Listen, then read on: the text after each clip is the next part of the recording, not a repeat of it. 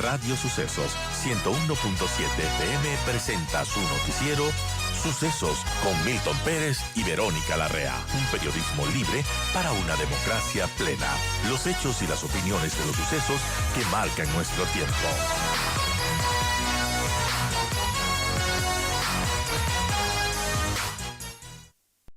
Gracias, Verónica.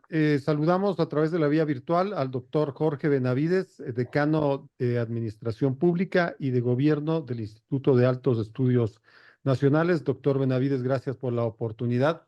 Hablemos de la consulta popular. Avanza este periodo de 10 días en los cuales la Corte Constitucional tiene que pronunciarse específicamente sobre el segundo bloque de preguntas enviado por el Ejecutivo.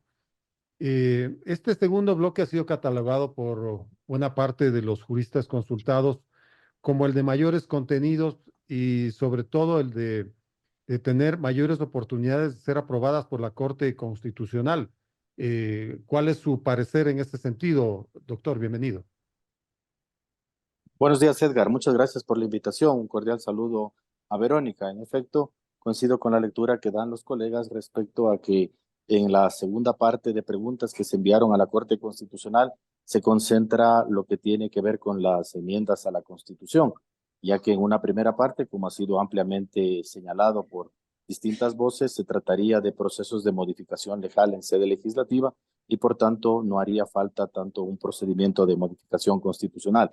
Señalar básicamente que este rato nos encontramos ante los proyectos que ya existen presentados por cada uno de los jueces ponentes y tendrá que ser el Pleno de la Corte Constitucional el que determine cuál es la vía adecuada para las modificaciones a la Constitución. Creo que es un dato no menor que los ciudadanos conozcan que en este proceso de lo que se denomina el dictamen de vía, es decir, si la iniciativa que es presentada por parte del presidente de la República y los cambios y los contenidos que suponen estas modificaciones, estas 9 preguntas, 6 de las cuales suponen el trámite de enmienda constitucional, a decir del presidente de la República, se observa los límites establecidos en el proceso de enmienda a la Constitución. De modo general, señalar que, por ejemplo, por medio de una enmienda como un mecanismo de reforma a la Constitución que utiliza la herramienta de un referéndum, no se puede restringir derechos constitucionales, no se puede modificar los elementos constitutivos, es decir, las formas de Estado, las formas de gobierno, y tampoco se puede cambiar los procedimientos de modificación a la Constitución. Entonces, en este momento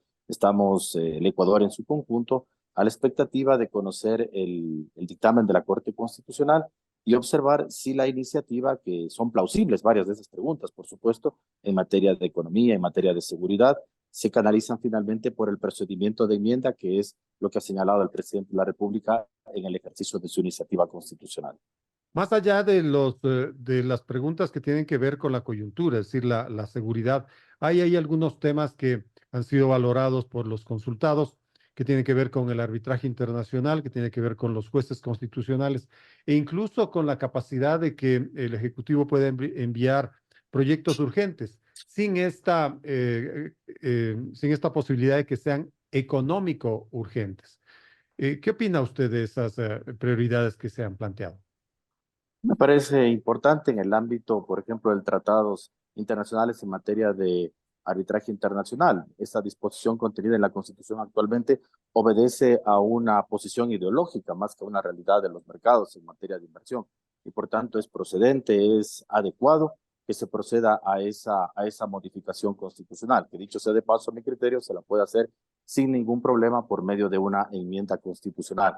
En el ámbito de la creación de jueces especializados, sin duda me parece un tema importante. No obstante, hay que tener en consideración de que esto supondría la creación de nuevos jueces a nivel de todos los cantones, más de 221 cantones que tiene el Ecuador, y también la creación de salas especializadas en la Corte Provincial. Desde el punto de vista del conocimiento específico y por la carga procesal que tienen los otros jueces, pertinente sin duda la creación de estos jueces especializados, pero hay la objeción que yo tengo particularmente, conozco y sé que el Estado constitucional para que funcione demanda recursos, pero en tiempos de optimización la creación de nuevas judicaturas supondrá temas económicos importantes. Habrá una afectación presupuestaria y obviamente tendrá que contar con los respectivos informes por parte del Ministerio de Economía.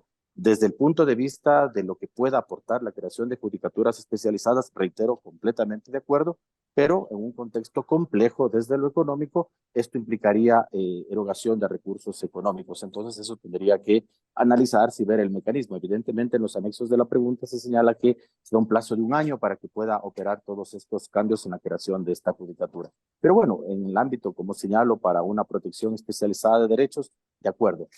Creo que la pregunta en el ámbito de aumentar las competencias del presidente de la República en materia de proyectos económicos urgentes, como está planteada, es demasiado amplia.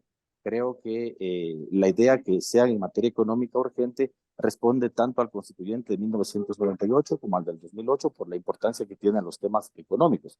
Creería que debería delimitarse a temas de seguridad, por ejemplo, y temas económicos. Está abierta la pregunta y en los anexos de modo general para que sea una iniciativa muy amplia en materia económica urgente y en cuestiones de diseño institucional es un lugar común el señalar que el presidente de la República, cómo está diseñada la Constitución del 2008, fortalece a la figura del presidente de la República.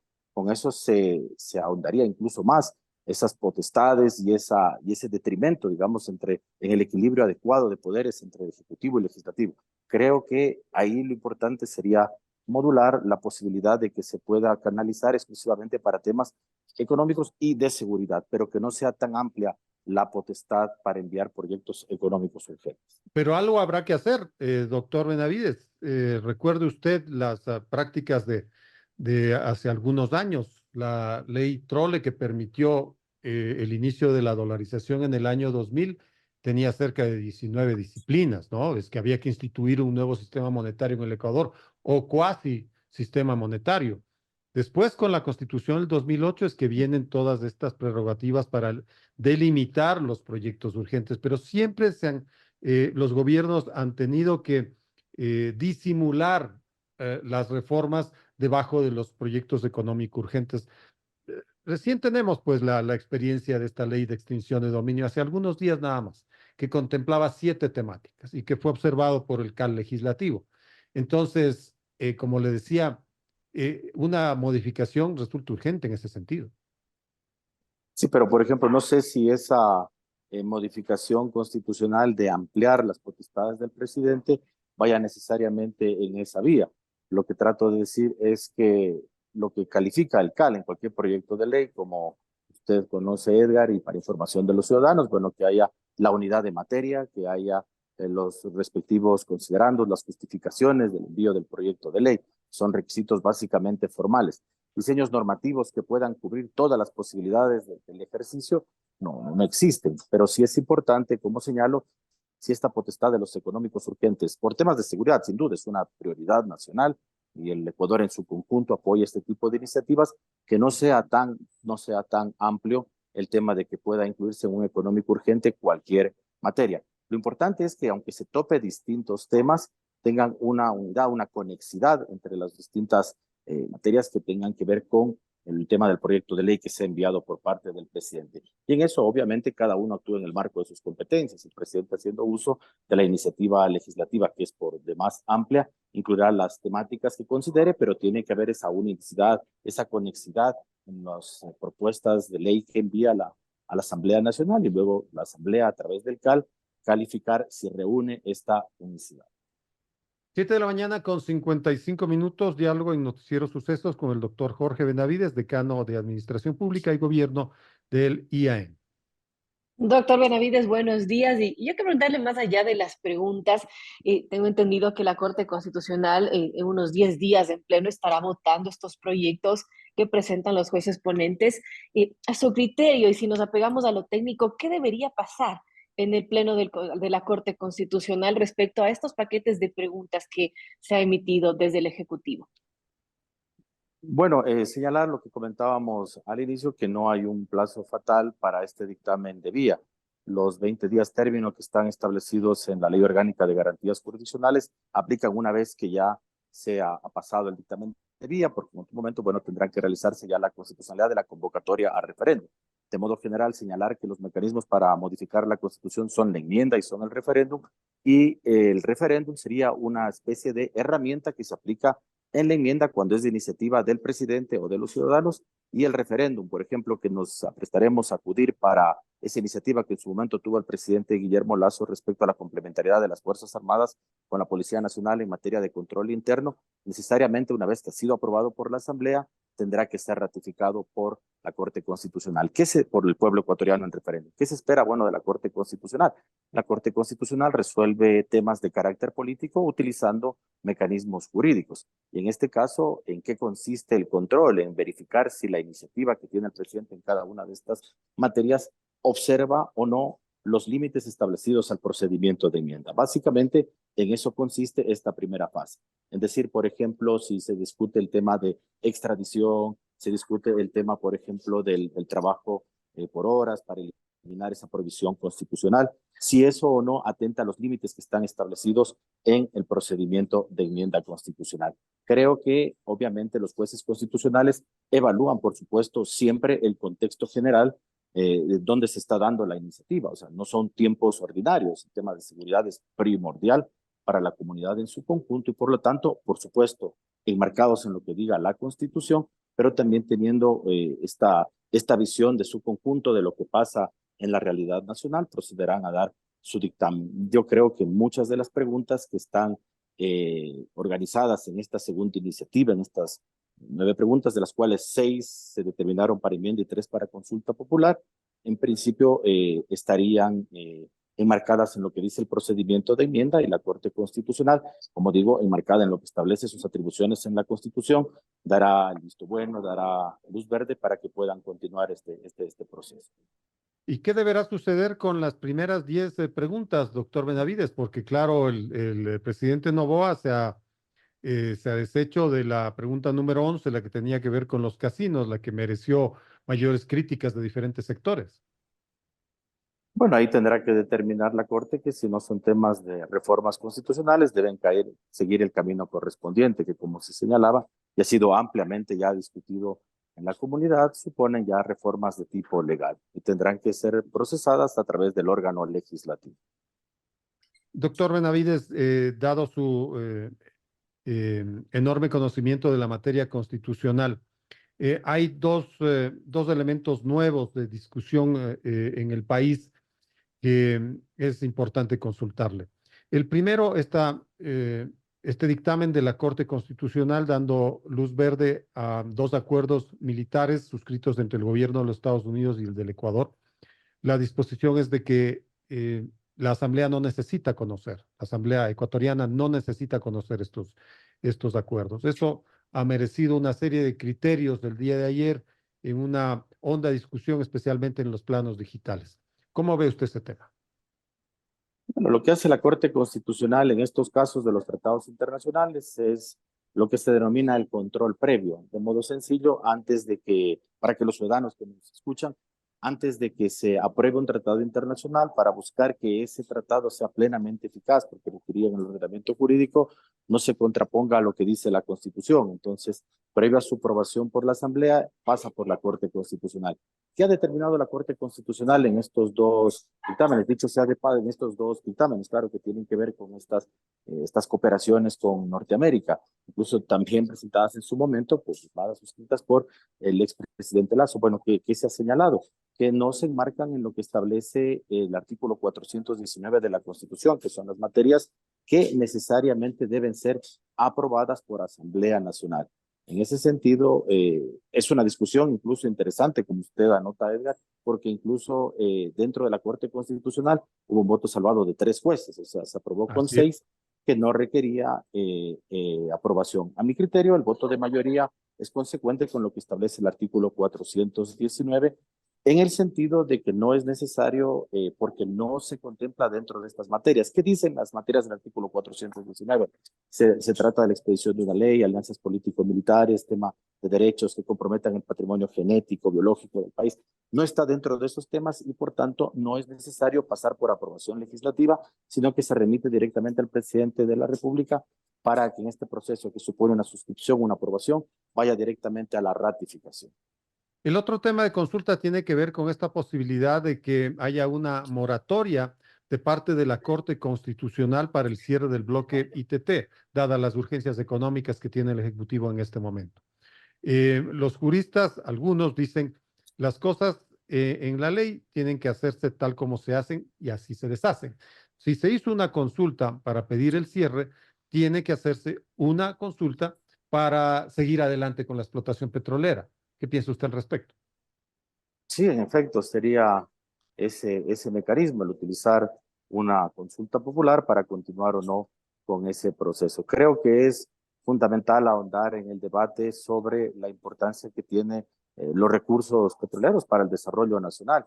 Ya incluso por las funciones públicas que yo desempeñaba, comentábamos con usted mismo, Edgar, con Verónica, tiempo atrás, que de los cerca de 20.000 millones de ingresos que tienen que generan las empresas públicas, el 78% responde a Petroecuador.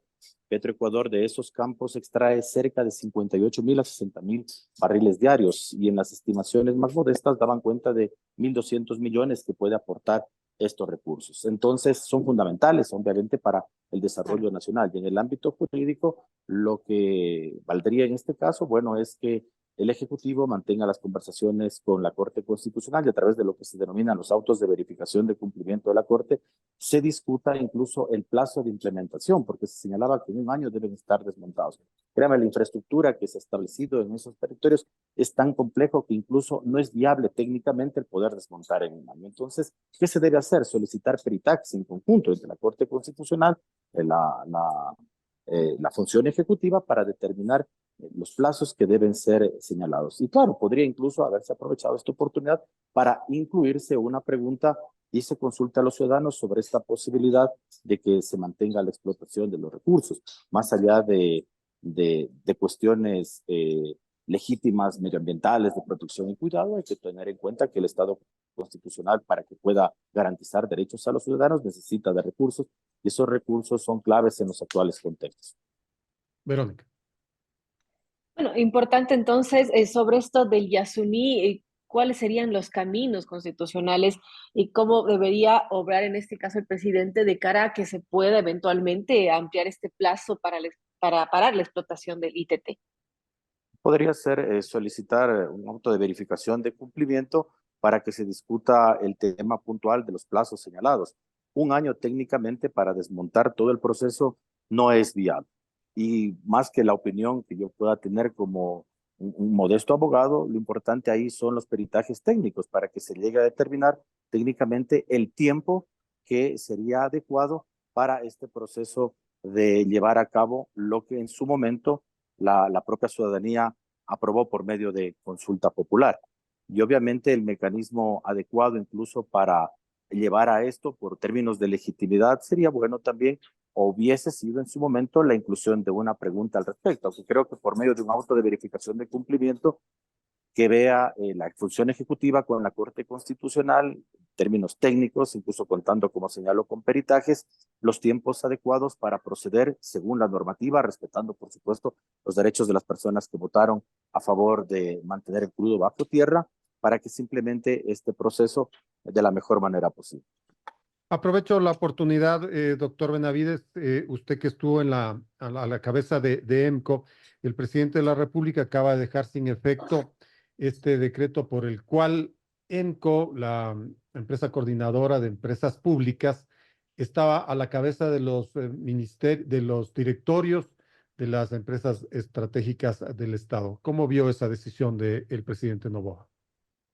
Me parece que fue adecuado que se siguió el procedimiento que nosotros establecimos en el informe que solicitó el presidente por medio de decreto ejecutivo, de cuál era el mecanismo para extinguir EMCO. Entonces, en un primer momento lo que se hizo es incluir en este proyecto económico urgente en materia energética modificaciones del artículo 7 de la Ley Orgánica de Empresas Públicas, en donde se determina que el presidente de EMCO ya no presidirá ninguno de los directorios de las otras empresas y es más, incluso EMCO como empresa pública ya no integre los directorios de las otras empresas. Y a partir de eso, bueno, lo que se da ya son las modificaciones correspondientes en los decretos ejecutivos. Entonces se emitió un decreto ejecutivo que determina que deberá ser ya el ente rector, que sería el Ministerio, la Secretaría de Planificación y también un delegado de presidente. Creo que más allá de estos modificaciones, por todo lo que ocurrió con EMCO en el gobierno pasado, no creo que se trate de una simple modificación que por eso ya puedan funcionar mejor las empresas. Hay problemas estructurales que tienen las empresas, sobre todo en el ámbito de los contratos colectivos y otras cosas. Entonces, los diseños institucionales, siempre hay modificaciones que se pueden hacer, son buenas, son importantes, pero requieren reformas un poco más profundas. Esperemos que esta modificación traiga aparejado una serie de cambios que beneficien finalmente a las empresas estratégicas porque son la riqueza de la nación. Perfecto, doctor Benavides. Le quiero agradecer por esta charla. Gracias por sus criterios. Gracias por sus opiniones. Muchas gracias a usted, Edgar, y a Verónica. Buenos días. Gracias. Gracias, doctor Benavides. Muy buenos días.